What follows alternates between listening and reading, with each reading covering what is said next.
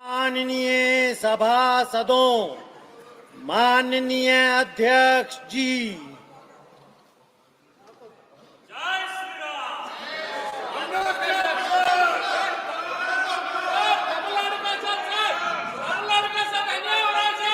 प्रश्नकाल।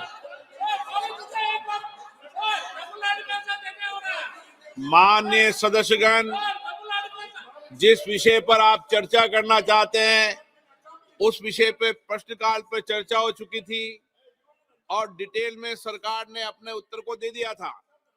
माननीय रक्षा मंत्री जी खुद चेन्नई दौरे पे आए थे, आपने बालू साहब उनको धन्यवाद दिया था।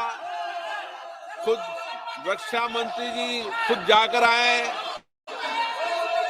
आप प्रश्नकाल में आपको विषय उठाने दिया, शून्यकाल में उठाने दिया आपको, फिर शून्यकाल में बोलने देंगे आपको?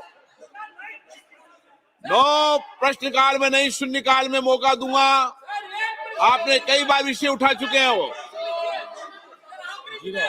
नो, 0 ओवर में आप उठाए विषय? नो नो, ऐसा नहीं है बालू जी, प्लीज बैठिए, सदन आपका है, आपको पर्याप्त समय पर्याप्त अवसर दूंगा। आप 0 ओवर के अंदर आपको पर्याप्त समय दूंगा, पर्याप्त अवसर दूंगा। सरकार ने ए राजा जी के प्रश्न पर सब जवाब दे दिया था। रक्षा मंत्री जी खुद होकर आ गए थे, डिटेल में कमेटी होकर आई थी। क्वेश्चन नंबर 81, ऐसा नहीं है, सदन आप चर्चा के लिए, प्रश्नकाल के लिए, प्रश्नकाल में आप चर्चा करें, विषय उठाएं। Question number 81, Shrimati Pratibha Mandal. Sir, question number 81। माननीय मंत्री जी, उत्तर सदन के पटल पे रखा गया। आपका थोड़ी 81 क्वेश्चन नंबर मुझे असाइन किया। अच्छा, ऑथराइज किया है, तो ऑथराइज करा तो यहाँ लिख के दिया करो ना आप लोग। So where is the minister? माननीय सदस्य पूछिए। हाँ, वही पूछेंगे, आपका तो सेकंड नंबर है। The Honorable Minister has mentioned in his reply that 94% of this block area was earlier covered under no-go restrictions. These restrictions were done away with by the government recently. Sir, why I'm saying that Bay of Bengal is a beautiful but fragile ecosystem in India, which houses many species of flora and fauna that constitute the natural heritage of our country. I call it fragile because due to increasing levels of greenhouse gases in the past areas, the impact of climate change are more and more visible in the area, with increasing numbers of cyclones and inundations wreaking havoc. So therefore, my question to the Honorable Minister through you, sir, whether the ministry or ONGC conducted any survey and considered the harm. Sir, if any excavation or drilling project to produce more fossil fuel energy might have negative impact on such an ecosystem, not to mention the people who live in the area. धन्यवाद अध्यक्ष महोदय। माननीय सदस्य ने जो प्रश्न किया है और जिस उत्तर को संदर्भित करते हुए इन्होंने कहा है कि ये क्षेत्र पहले महानदी बेसिन का क्षेत्र पहले नो गो एरिया था, और जो चिंता इन्होंने व्यक्त की है माननीय सदस्य ने, नो गो एरिया डिफेंस के सिक्योरिटी पर्पसेस के कारण से मिनिस्ट्री ऑफ डिफेंस ने इम्पोज किया हुआ था और आज़ादी के समय से था, क्योंकि माननीय प्रधानमंत्री नरेंद्र मोदी जी के नेतृत्व में देश का सामर्थ्य बढ़ा है, देश की शक्ति बढ़ी है, देश का आत्मविश्वास बढ़ा है। इसलिए हमने उस नो गो एरिया को खोलने के बाद में उस एक क्षेत्र में पेट्रोल हाइड्रोकार्बन रिजर्वायर्स का एक्सप्लोरेशन हो सके, उस दृष्टिकोण से काम प्रारंभ किया है। और मुझे अत्यंत प्रसन्नता है सदन को सूचित करते हुए कि वो खोलने के बाद में कोणार्क और उत्कल 2 ऐसे रिजर्वायर्स, गैस रिजर्वायर्स आइडेंटिफाई हुए हैं। माननीय अध्यक्ष महोदय, मैं सदन के संज्ञान के लिए और माननीय सदस्य के संज्ञान के लिए निवेदन करना चाहता हूं। सदस्य की चिंता निश्चित रूप से प्रशंसनीय है कि उन्होंने ये कहा है कि इको सेंसिटिव जोन खुलने के बाद में वहां जिस तरह की जो है फ्रेजाइल इकोसिस्टम है उसको किसी भी तरह का चुनौती खड़ी हो सकती है, लेकिन कोई भी ऐसा काम, कोई भी इस तरह का प्रोजेक्ट लेने से पहले उसकी सारी एनवायरमेंट क्लियरेंसेस और इम्पैक्ट असेसमेंट स्टडीज होने के बाद में ही इस तरह के इनिशिएटिव्स लिए जाते हैं और निश्चित ही भविष्य में भी किसी तरह के वहां एडवर्स इम्पैक्ट नहीं हो, इसको सुनिश्चित किया जाए।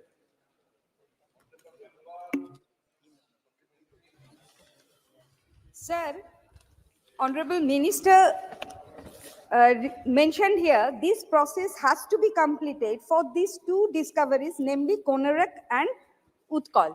Sir, we all know that the present infrastructural condition of the Konarak temple, which are our heritage of our country. So, sir, why I am saying this?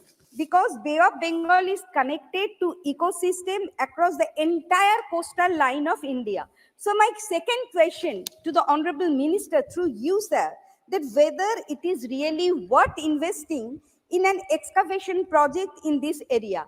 Because in case there is any accidental oil spill, it will pollute the whole Bay region, including the interconnected ecosystems, and the consequences of the same will be irreversible on the lives of millions of people. Thank you, sir. माननीय अध्यक्ष महोदय, माननीय सदस्य ने जो प्रश्न किया वो एप्रीहेंशन पर बेस है कि ऐसा होने पर ऐसा हो सकता है। किसी भी तरह के gas excavation, gas exploration, petroleum exploration या इसके अन्यथा भी सरकार इस तरह का कोई भी इनिशिएटिव लेती है तो वो सुरक्षा के पर्याप्त प्रबंध और मानक खड़े करके उसके बाद ही लेती है। चाहे ऑफशोर ड्रिलिंग का विषय हो, ऑनशोर ड्रिलिंग का विषय हो, ऑफशोर और ऑनशोर में एक्सप्लोरेशन का विषय हो, सभी जगह इस तरह की चुनौतियां और संभावनाएं, जो उनकी संभावना माननीय सदस्य ने व्यक्त की, वो बनी रहती हैं, लेकिन फिर भी अटमोस्ट सारी जो है वो प्रबंधन सब करने के बाद ही इस तरह के ड्रिलिंग्स की जाती हैं। इसलिए मैं विश्वास दिलाना चाहता हूं कि सरकार इस तरह के सारे प्रबंधन करने के बाद ही वहां कमर्शियल प्रोडक्शन जो है उस पर काम करेगी। Shri Sougat Rai ji. Sir, I thank Mr. Gajendra Singh Shekhawat, who is deputizing on behalf of Hardeep Singh Puri, who is absent for some reason unknown to us. But still he has given a reasonable reply to the environmental apprehensions expressed by Pratibha Mandal. Now the reply is somewhat incomplete. It says that thereafter commercial and technical assessments are conducted to determine the viability of developing the field. These evaluation activities take many months to complete. And again, it says that now the Mahanati, now the Krishna Godavari basin, KG basin, is beginning commercial production, and it will produce 7% of our needs. Now, my question is, what is the time frame by which we can expect commercial production from Konark and Utpal? And what will be the process of allocation of this block? Because earlier, Krishna Godavari basin was allocated to Reliance, that is the Ambani company. Now, by what process will this new block be allocated? And ultimately, how far are we from fulfilling the domestic needs of fossil fuel or petroleum with these discoveries? माननीय अध्यक्ष महोदय, माननीय वरिष्ठ सदस्य ने जो प्रश्न पूछा है, मुझे लगता है कि विस्तार से उत्तर में उसको लिखा गया है कि जिस प्रक्रिया को के तहत एक बार किसी भी तरह की संभावनाओं को जब पाया जाए उसको कॉमर्शियल प्रोडक्शन तक लाए जाने में किन किन चरणों से होकर गुजरना होता है। अप्रेजल प्रोग्राम, जिसमें एक बार किसी पोटेंशियल को आइडेंटिफाई करने के बाद में उसके प्रोबेबल क्वांटिटी को असेस करने के लिए और उस अप्रेजल प्रोग्राम के बाद में उसकी कॉमर्शियल वायबिलिटी को अध्ययन करने के लिए, उसकी टेक्निकल फिजिबिलिटी के लिए, estimation of size and characteristics of underline gas और हाइड्रोकार्बन फ्यूल रिजर्वायर्स को एस्टैब्लिश करने के लिए, और उन दोनों चरणों को पूरा होने के बाद में उसकी commercial viability field development plan जो डायरेक्टरेट जनरल ऑफ हाइड्रोकार्बन्स द्वारा दिया जाता है, इसमें सामान्यतया जो समय लगता है वो लगभग 5 साल का कालखंड होता है जिसमें ये पूरा एस्टैब्लिश होता है। लेकिन एक शुरुआत हुई है और निश्चित ही शुरुआत को माननीय प्रधानमंत्री जी के नेतृत्व में जिस तरह से इसके मोनेटाइजेशन प्रोसेस के समय को कम किया गया है, उसको कम करने के चलते हुए मैं विश्वास के साथ में ये बात कह सकता हूं कि निश्चित ही पहले जितनी समयावधि ऐसे जो है फाइंडिंग्स, पोटेंशियल फाइंडिंग्स से लेकर के उसके कॉमर्शियल एक्सप्लोरेशन तक लगता था, उसमें निश्चित ही कम समयावधि में हो पाएगा। माननीय सदस्य ने ये ब्लॉक बाद में जो है इसके एक्सप्लोरेशन, कॉमर्शियल पोटेंशियल एस्टेब्लिश होने के बाद में इसके हाइड्रोकार्बन फ्यूल और गैसेस का एक्सप्लोरेशन किसे दिया जाएगा, इसके बारे में प्रश्न किया है। माननीय अध्यक्ष महोदय, मैं आपके माध्यम से निवेदन करना चाहता हूं कि ये सरकार की जो ओपन लीज पॉलिसी है उसके तहत ओएनजीसी ने ये डिस्कवरी की है और ओएनजीसी बाद में इसका कॉमर्शियल प्रोडक्शन करने के लिए अधिकृत है। श्री मनीष तिवारी जी। अध्यक्ष जी, आपका बहुत बहुत धन्यवाद। अध्यक्ष जी, मेरे मन में विडंबना है क्योंकि माननीय गजेंद्र शेखावत जी ये मंत्रालय देखते नहीं है, तो इनसे क्या ये सवाल पूछना उचित रहेगा, पर फिर भी आपकी अनुमति से मैं जरूर इनके संज्ञान में ये बात लाना चाहता हूं कि इन प्रेस इंफॉर्मेशन ब्यूरो ने 22 मार्च 2021 को एक रिटन प्रश्न का हवाला देते हुए धर्मेंद्र प्रधान जी जो मंत्री थे, एक विज्ञप्ति जारी की थी।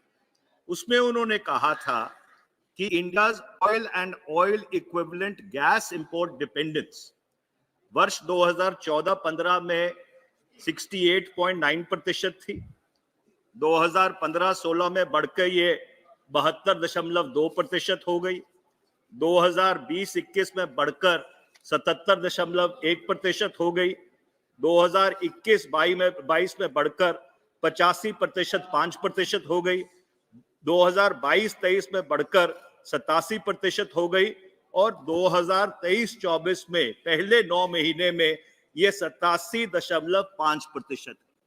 इसका ये मतलब है अध्यक्ष जी कि जितनी हमारी खपत है कच्चे तेल की और गैस की, उसका 87.5% भारत इंपोर्ट करता है। तो इस परिस्थिति में ये तो बिल्कुल साफ है कि पिछले 10 वर्ष में जो अपस्ट्रीम एक्सप्लोरेशन है उसमें कोई लंबा चौड़ा काम नहीं। तो मेरा प्रश्न ये है कि जब ये बात सरकार को बिल्कुल साफ थी कि ऑयल एंड गैस एक्सप्लोरेशन में कोई ज्यादा प्रोग्रेस नहीं हो रही है, तो क्या सरकार का ये उत्तरदायित्व तो नहीं बनता था कि जो इंटरमीडिएट्स और रिन्यूएबल्स हैं उसके ऊपर ज्यादा ध्यान दिया जाता, जबकि ये बिल्कुल साफ था कि ओएनजीसी और जो बाकी कंपनीज या प्राइवेट सेक्टर अपस्ट्रीम एक्सप्लोरेशन कर रही हैं उसका जो नतीजा है वो बिल्कुल नीलबटा सन्नाटा है। माननीय अध्यक्ष महोदय, माननीय सदस्य ने जो सहृदयता भरे शब्दों के साथ शुरुआत की, मैं उसके लिए इनका आभार व्यक्त करना चाहता हूं। लेकिन मैं सदन के संज्ञान के लिए बताना चाहता हूं, ये सही है कि हाइड्रोकार्बन फ्यूल और स्पेशली ऑयल के इंपोर्ट में ऑयल की इंपोर्ट डिपेंडेंसी पिछले 10 वर्षों में कुछ हद तक बढ़ी है। लेकिन माननीय अध्यक्ष महोदय, जिस तरह से हम सब के ये विषय संज्ञान में है कि इकोनॉमी की ग्रोथ और एनर्जी की रिक्वायरमेंट या फ्यूल की रिक्वायरमेंट जो है उसका ट्रेजेक्टरी, उसका ग्राफ जो है वो एकदम आइडेंटिकल होता है। माननीय नरेंद्र मोदी जी के नेतृत्व में उनके प्रधानमंत्री काल में भारत की अर्थव्यवस्था 10वीं अर्थव्यवस्था से तीसरी अर्थव्यवस्था तक पहुंची। हम 1 ट्रिलियन से 3 ट्रिलियन तक पहुंचे हैं। तो निश्चित रूप से उसी के अनुरूप हमारी जो है हाइड्रोकार्बन फ्यूल की आवश्यकताएं बढ़ी है, खपत बढ़ी है, और उस खपत के बढ़ने के चलते हुए हमारी इंपोर्ट डिपेंडेबिलिटी में कुछ हद तक इजाफा हुआ है। जहां तक माननीय सदस्य ने अदर जो है रिन्यूएबल रिसोर्सेज के बारे में बात की है, मैं गर्व के साथ में, प्रसन्नता के साथ में कह सकता हूं कि एथेनॉल ब्लेंडिंग का जो प्रोग्राम माननीय प्रधानमंत्री जी के नेतृत्व में शुरू हुआ था और जो बायोफ्यूल पॉलिसी हमने तैयार की थी, उस बायोफ्यूल पॉलिसी के चलते हुए आज 12% एथेनॉल में कर रहे हैं और इसको 20% तक ले जाने के लिए माननीय प्रधानमंत्री जी के मार्गदर्शन में हम प्रतिबद्ध हैं। जो 12% का लक्ष्य अब तक हमने हासिल किया, उसके चलते हुए पिछले वर्षों में इस पॉलिसी को अडेप्ट करने के बाद में लगभग 24,000 करोड़ रुपए का इंपोर्ट जो है वो विदेशी मुद्रा का निवेश कम हुआ है। और इसके साथ साथ में जो एथेनॉल, क्योंकि एग्रो बेस्ड प्रोड्यूसर्स से बनाया जाता है, इसलिए उसका जो बचत है, वो बचत वन लाइन लीनियर होने के बजाय वो किसानों तक पहुंची है, वो डिसेंट्रलाइज हुई है। उस 23,000 करोड़ रुपए की बचत जो विदेशी मुद्रा की हुई है, उसका लगभग 60-70% से अधिक हिस्सा जो है वो किसानों के घर तक पहुंचा है।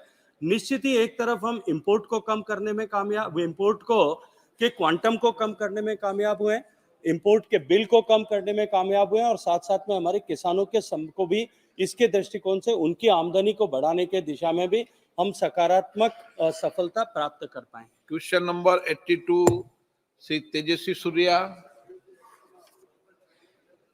माननीय मंत्री जी। रविंद्र कुशवाहा। जो पूरा पूछने का अवसर दिया, इसके लिए मैं आपके प्रति आभारी हूं।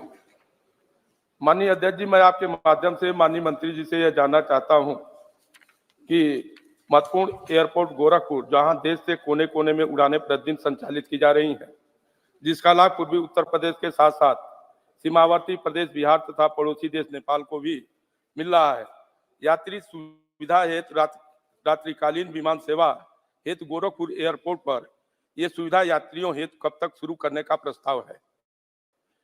और कुशीनगर बगल में एयरपोर्ट है, माननीय मंत्री जी से जानना चाहता हूं कि उस एयरपोर्ट पर नियमित उड़ानें नहीं है, तो कब तक वहां पर नियमित उड़ानें शुरू होगी?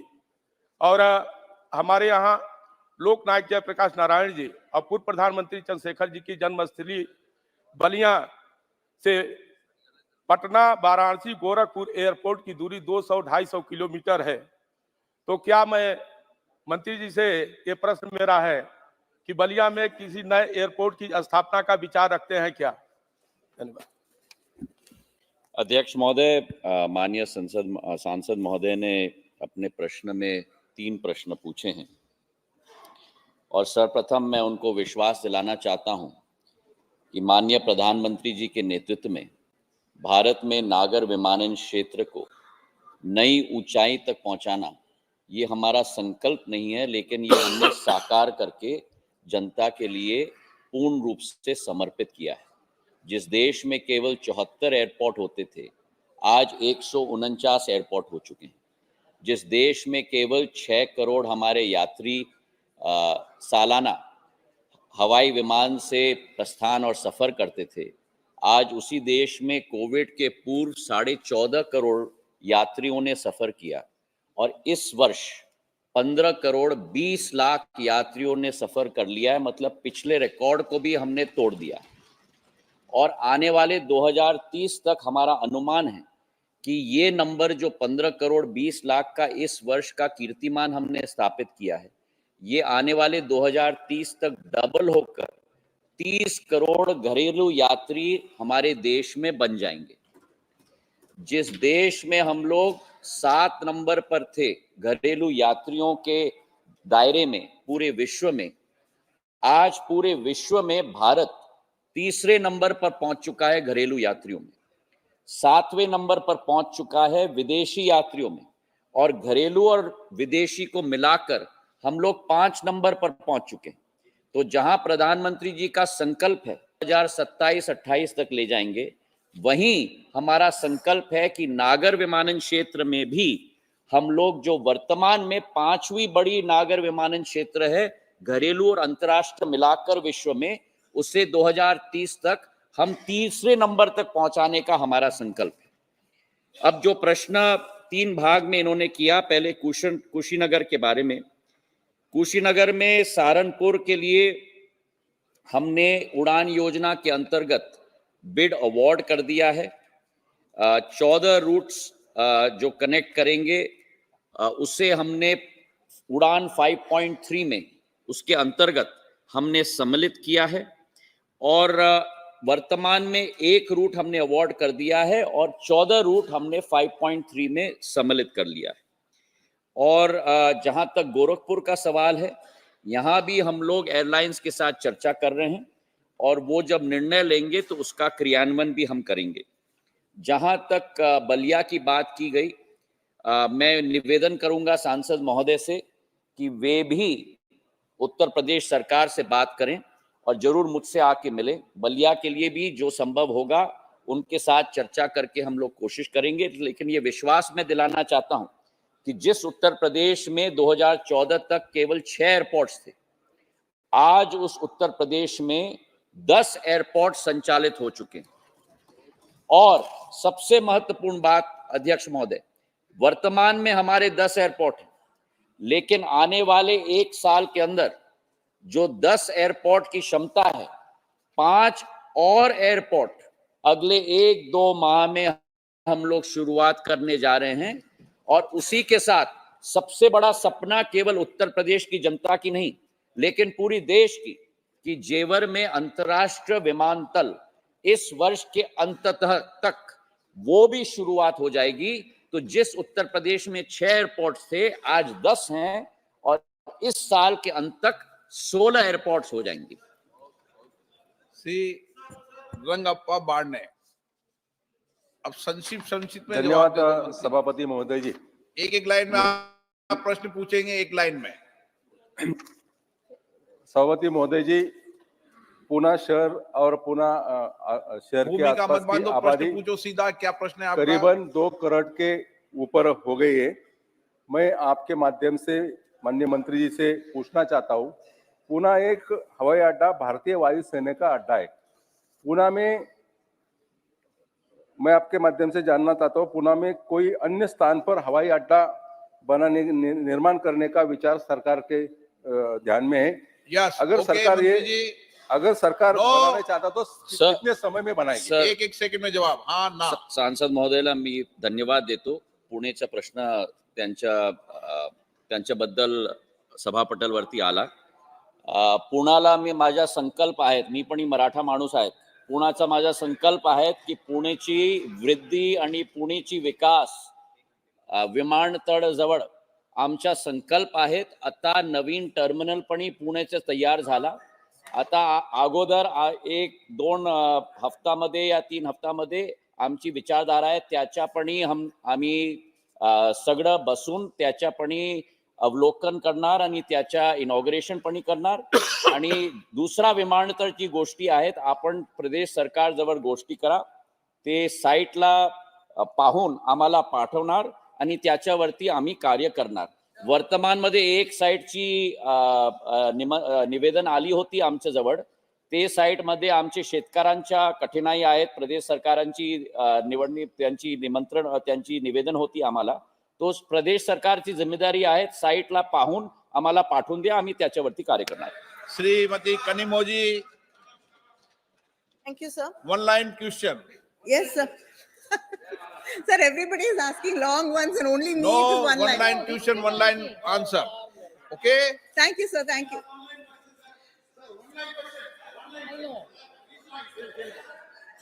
Sir, I'd like to ask the minister, the Thoothukudi airport and the runway, the work started much before the COVID. Many excuses have been given, and we've been following up with the ministry also. He's well aware that the work is very, very, very slow, and the terminal, Only pres- sir, yes, sir, the terminal building and the runway have not been completed, and it's really delayed. Because of that, a lot of businesses and industries are suffering. I would like to commit to the honorable member that she, first of all, let me thank her because she is extremely eager about getting this airport operational. And I would like to commit to her that we are as eager to do so. She's more than welcome to come and meet with me. I will give her the full details, specs, and the PERT chart with regard to this airport, and I will jointly monitor it with her. Okay, Nishikant Dubey अध्यक्ष महोदय, माननीय प्रधानमंत्री जी ने Deoghar airport दिया। राज्य सरकार की गलती के कारण 7 मकान गिर नहीं रहे थे। 20 दिसंबर को हाईकोर्ट में मैंने केस लड़के उस मकान को गिराने का आदेश कर दिया, लेकिन आज तक जो है वो ILS नहीं लग पाया है। स्पेशल VFR के बाद भी हमारे फ्लाइट वहां लैंड नहीं कर पा रहे हैं।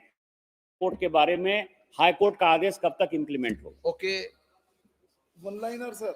सर, अध्यक्ष महोदय, सांसद जी आकर जरूर मुझे मिलें। ILS की प्रक्रिया हम लोग देश के कई एयरपोर्ट्स में हम लोग कर रहे हैं। जरूर आके मुझे मिलें, मैं उनको वस्तुस्थिति से बता दूंगा। असलन मसूदी जी, जानते हैं sir, air traffic Srinagar airport के लिए बढ़ गया पिछले साल। अब आप प्रश्न पूछो केवल। सर क्या सरकार अवंतीपुरा एयरपोर्ट को ऑपरेशनल बनाएगी? और सर टूरिस्ट के लिए टूरिस्ट के लिए जो फैसिलिटी सर ये प्रश्न के साथ सम्मिलित नहीं है इनका प्रश्न, पर अवंतीपुरा के बारे में जरूर आके मुझे मिले, मैं अवगत करा दूंगा। रमेश माजी जी, अब सब आपको मिल लेंगे तो प्रश्नकाल समाप्त। चलिए आगे बढ़िए। धन्यवाद स्पीकर सब महोदय। माननीय मंत्री जी से आके मिल लेना, समय तय कर देना, आप सब मिल लेंगे। Question number. स्पीकर महोदय, आपने मुझे बोलने का मौका दिया। नहीं, कहा दिया मौका? आप खुद ही मौका ले रहे हो क्या? नहीं, अभी समय नहीं है, ये मौका अभी मैंने दिया आपको। Question number 83, T Sumiti. Number 83। माननीय मंत्री जी। माननीय अध्यक्ष जी, उत्तर सभा पटल पर रख दिया गया। Honourable members. So for my question, if the government has initiated any startup fund for promoting the marginalized communities, including the scheduled castes and scheduled tribes, Honorable Minister has given a detailed answer for which I really am thankful, and I express my thankfulness to him through you, sir.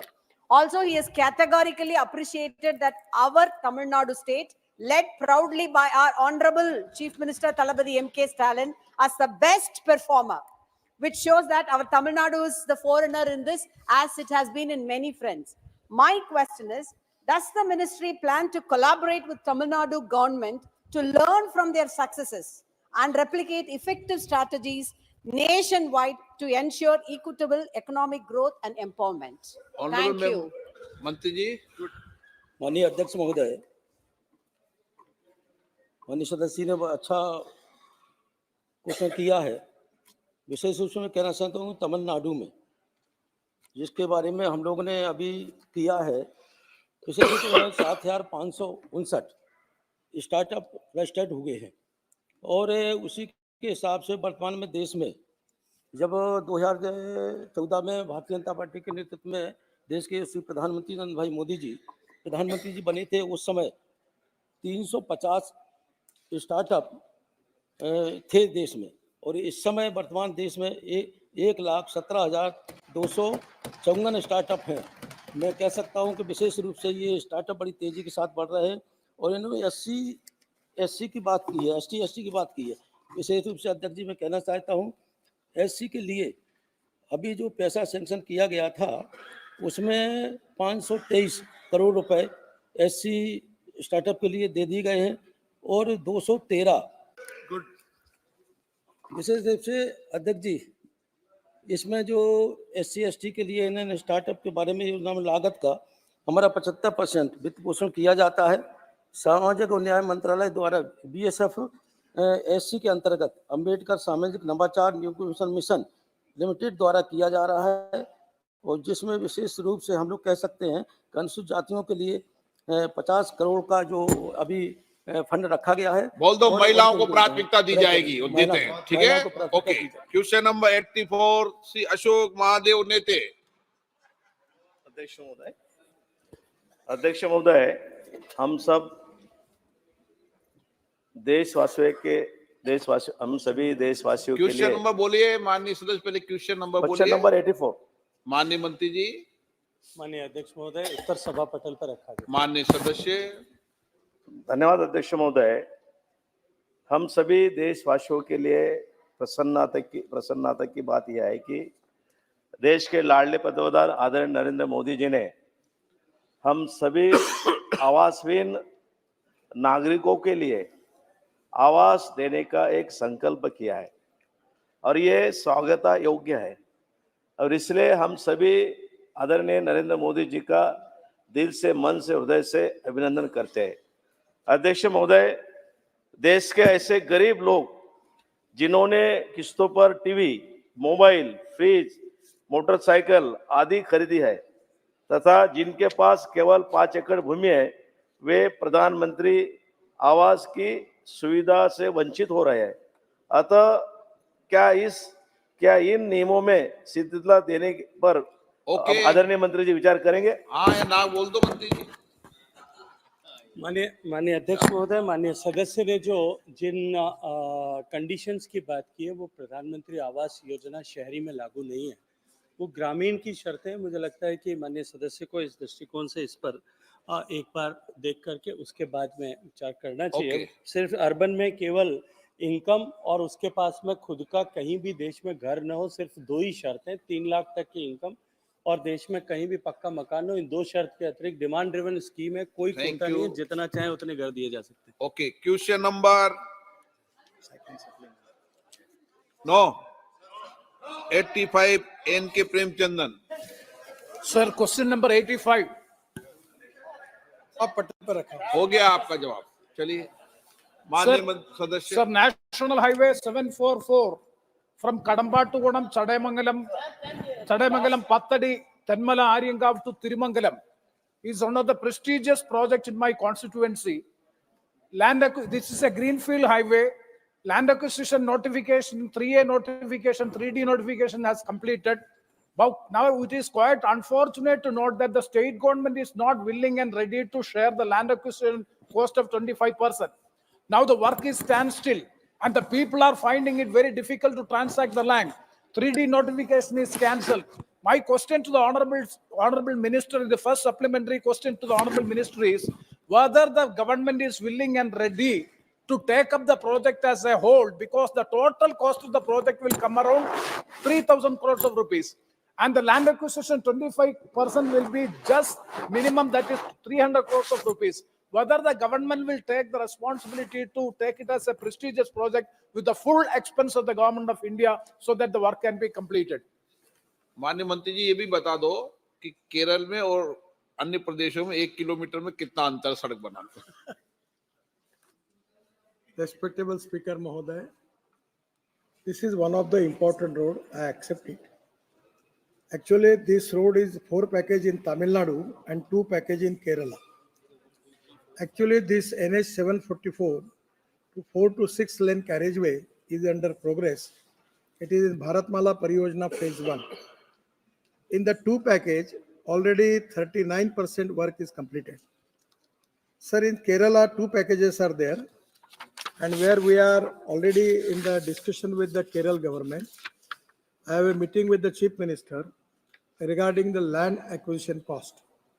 Sir, in Kerala, sometime land acquisition cost coming per kilometer 50 to 70 crore rupees per kilometer.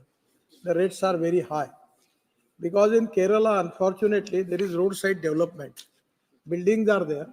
So we need to acquire land and the houses also. The cost is very high. That is to be one of the biggest problem.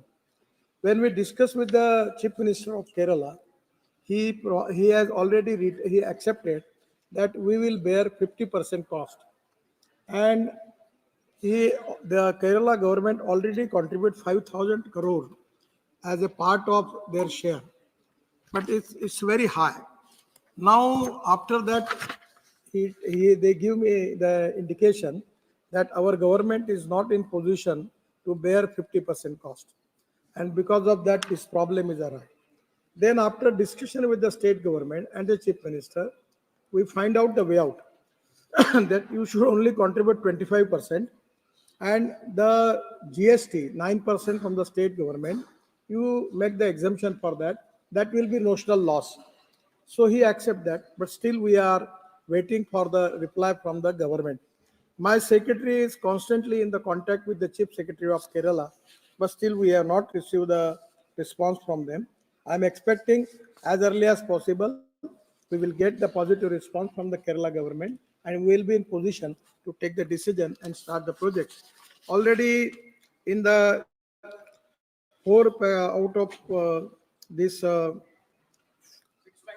packages in Tamil Nadu, 3 packages DPR is in progress, and 2 packages in Kerala, that is the Kerala Tamil Nadu border near Arya Cow to Edamon and Edamon to Kadambaktunam.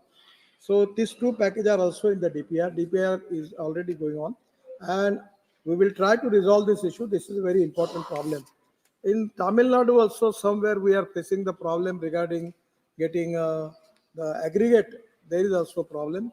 I have a long discussion with the Chief Minister of Tamil Nadu also. We need cooperation from the state government, particularly the responsibility which are related with the state government regarding giving aggregate and other permissions for mining is very essential. Without that, we cannot construct road. So both Chief Minister, I will appeal that this is the important road. We want to do it as early as possible. If they clear all these factors, we will definitely start the project. Sir, thank you very much for the positive answer given by the Honorable Minister. We are all appreciate the Honorable Minister of Transport and Highways, Nitin Gadkari, for the wonderful performance being done in the national highways. We do appreciate, but at the same time, suppose the state government is not cooperating, because this is Bharatmala Phase 1 project, and all other roads the state government has agreed. Only 2 roads on Cochin bypass and this road, they have not even given the concurrences. So my specific submission to the Honorable Minister is, will the Honorable Minister consider it as a special case if the state government is not willing to contribute 25%? And you have made another suggestion also, that is exemption of GST and royalty. Suppose the government is not willing to do it, will it be considered as a special case, a very, very important road connecting the 2 states? Will it be considered as a special case so as to bond the entire expense on the part of the government of India? Because it is a very flagship program in my constituency. Kindly consider it as a special case. That is the second supplement. Respectable Speaker Mohdaya, we are waiting reply from the Kerala state government, either positive or negative. Now in the meeting, already the Chief Minister and the Chief Secretary has accepted. So only formally we need written reply from them, and if it is there, there is no problem arise about all these factors, about all these things. But I'm positive. I want to resolve the issue. I admit that in a specific position, the land action cost is very high. So somewhere we need to find out some solution for that. We are positive. You convince at least you convince the government, whatever positive or negative reply what they have, actually it is their right. Let us send to me, and after that I am in position to decide the issue. Sim Maranji. Thank you, Speaker, sir. So we have a very dynamic minister. I'm sure this is the last question session for you in this Parliament session. Sir, I would like to ask a very specific question on the Greenfield project. Sir, regarding Chennai-Bengaluru, you announced it. It's a very prestigious. You said it'll get over in 18 months. Sir, could you at least give us details of what stage it is presently, the Greenfield project from Chennai to Bengaluru, and when is the likely date of completion? And the second part to the question, sir, for the last 5 years, I've been raising this question regarding the whole Chennai-Bengaluru highway, especially for Chennai to Ranipet. It is impossible to travel because the construction work is stagnated because of the delays caused by the contractors who have been continuously, repeatedly falling out. So because of this, consumers are facing the hardship. I would like you to answer for that, sir. And also, sir, the time frame in which you will repair the roads for Thuthukudi and Tirunelveli, which were recently affected by the floods. Thank you, sir. Respectable Chairman, sir, the connectivity between Bangalore and Chennai with the express highway is very important because maximum people in Karnataka, they are using ports in Tamil Nadu. And for business point of view, commercial point of view, this highway is very important. We are working very fast on this highway. Some of the part is in the Bangalore and some of the part in Tamil Nadu. I inspect the highway with helicopter and going up to the Tamil Nadu border, and work is going on very fast. I am giving confidence to the House and to honorable member that we are trying our level best to complete this highway before December, and that will going to create a good opportunity for development of industry, business, and commercial activities. Sir, regarding Tamil Nadu, my request to honorable member, I don't want to politicalize the issue, neither I want to make any comments against the state government. But without getting aggregate, without getting all the things which we need for the road construction, how it is possible for us to complete the road? So some of the things which are related with the state government, and we always need cooperation from that. Now problem is that the aggregate is not available due to non-availability of flash. Now the problem is that the flash, the thermal power plant are there. They are not ready to give the flash. There is a problem when the works are stuck up. Now, I will request you, I don't want to politicalize the issue. My suggestion is already I requested Honorable Chief Minister, even your PWD Minister or Chief Secretary can organize a meeting with the contractors, our NHA officers and your state government officer. You call the meeting, you understand what problem we are facing. On the basis of that, if we can find out the way out, I am giving you the promise that I understand the road is very important. I understand what type of problems the people are facing, and we want to find out the solution. Many times I try to have many meetings with the concerning people, but my request is if you can take the review in Chennai, even I am ready to come to Chennai for that, and we will resolve the issue and we will complete the project. K. Suresh ji? The Thuthukudi flood. No. Thank you, Speaker, sir. आप उनके वकील नहीं है, no advocate.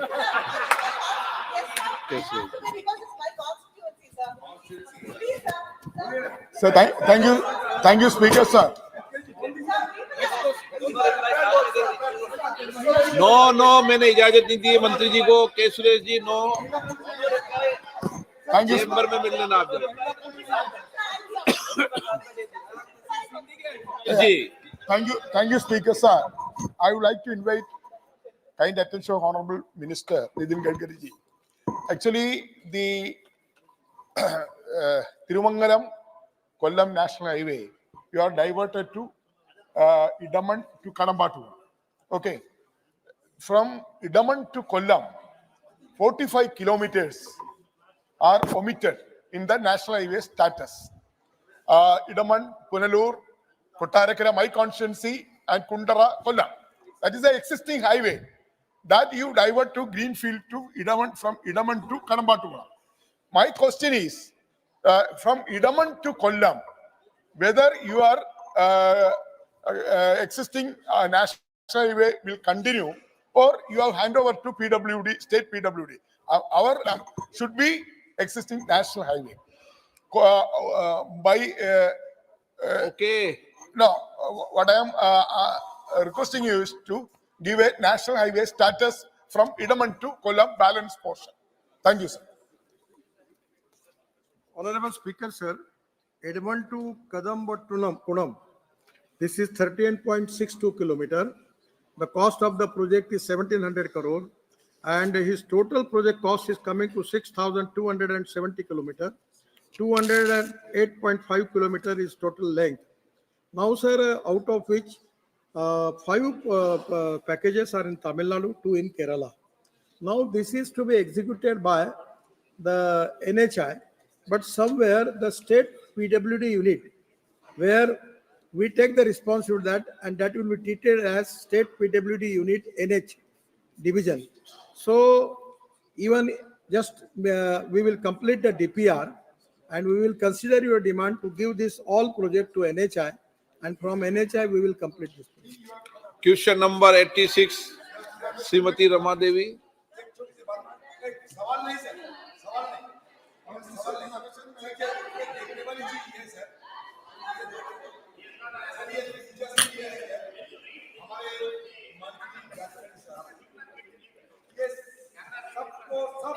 इनको सराहना करते हैं।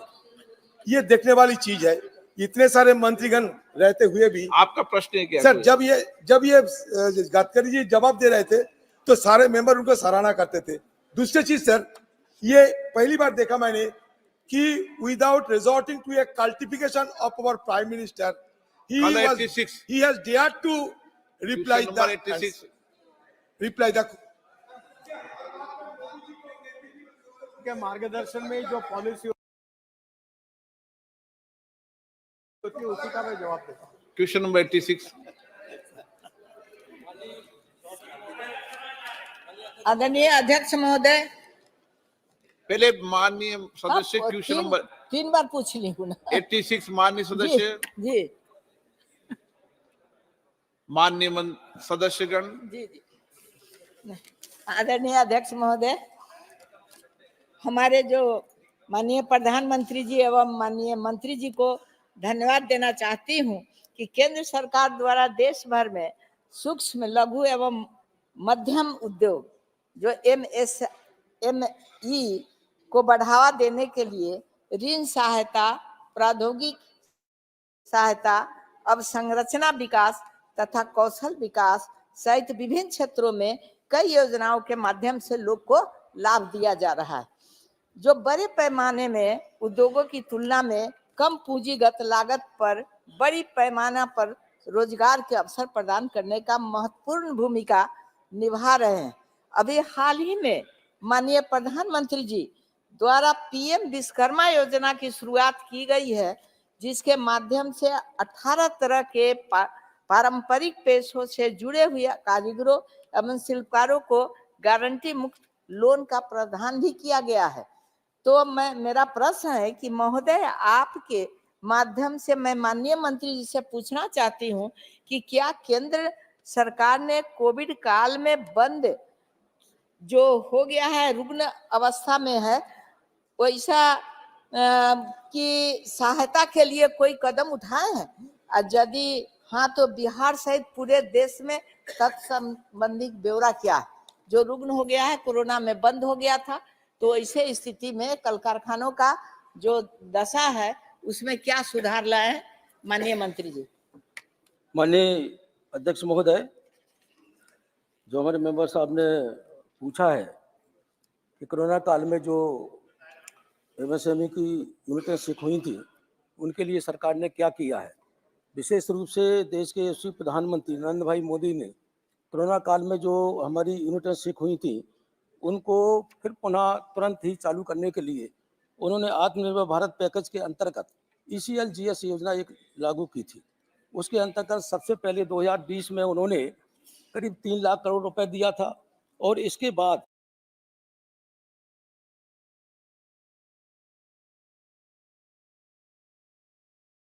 इक्कीस में 1.5 लाख करोड़ रुपए और दिया।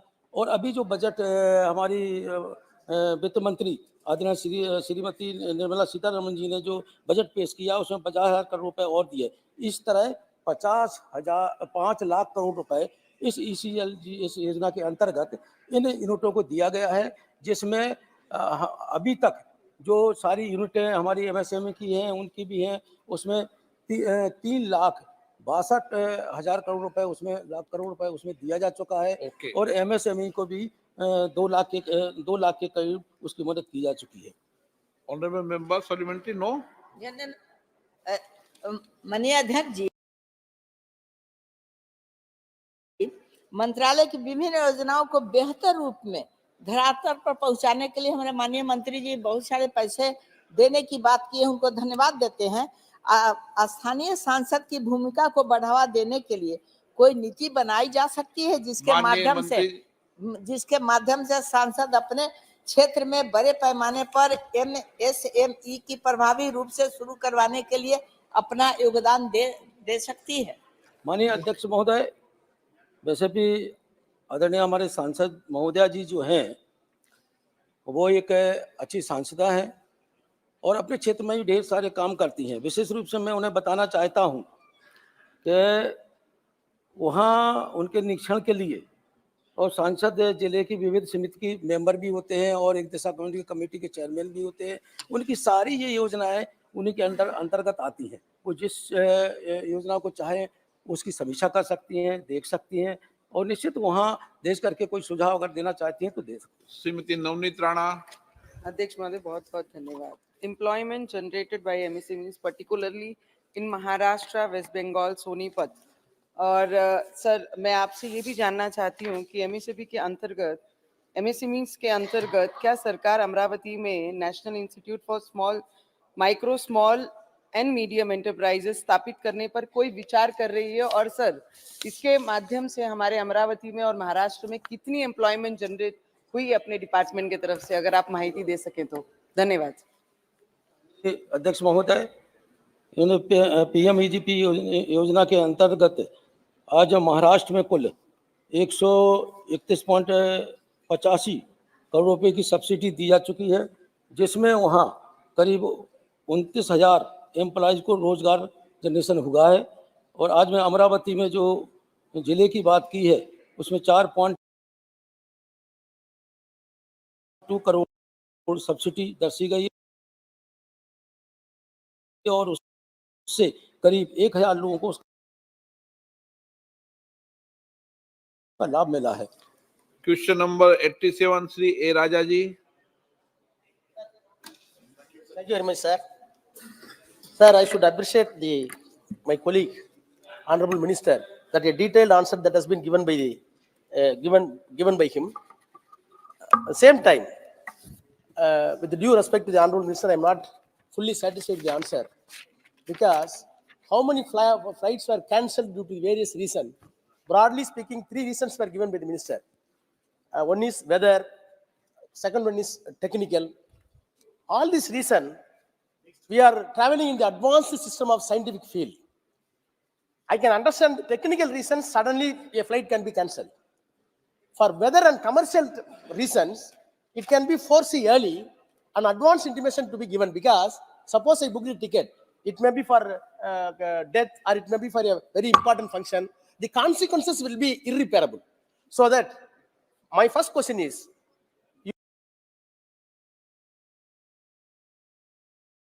you are having omnipotent authority to the statutory body, whether the government is going to devise a detailed guidelines with the do's and don'ts to avoid such hardship, because people are forced to sit on the tarmac and used to take food. Rightly, the Director General of your Civil Aviation said it is a violation of apparent discipline. So such a grave incidents are taken place. What will be the comprehensive policy of the government with the do's and don'ts, with the punitive provisions, to avoid all these things? Thank you, sir. Sir, Rajaji has raised a very pertinent question, but I'd like to just take his attention to the data. And if one actually sees the data of cancellations in our country, due to weather, it is 0.3% this year. Commercial and operation, it is 0.2%. And technical, it is 0.2%. So if you look at our fleet size, which has doubled in the last 10 years, if you look at the number of air traffic movements per week, which has grown by 22% only in the last 2 years, even if you take all 3 reasons for cancellations together, it comes to 0.7% of our total air traffic movements in civil aviation across the country. Point number 1. Point number 2, he is absolutely right that in the event of a cancellation or a delay, there are 2 things that need to be taken care of, and I'd like to emphasize to him. He has only emphasized one area, which is the security concerns with regard to an airport being integral to the security of a country. And therefore, any infringement on that, strict action must be taken. But along with that, Rajaji, is also another very important point, that any inconvenience to passengers on that account, and the very fact that an aircraft in Mumbai was parked on the tarmac and passengers had to have their meals on a tarmac, is unacceptable as far as we are concerned. There was no reason for that to have happened. The airline should have radioed the airport in advance. That plane should have been parked at a air terminal with an apron. Passengers should have been disembarked. They should have been given food properly. Then when the plane was ready, they should have been boarded again and then taken to their destination.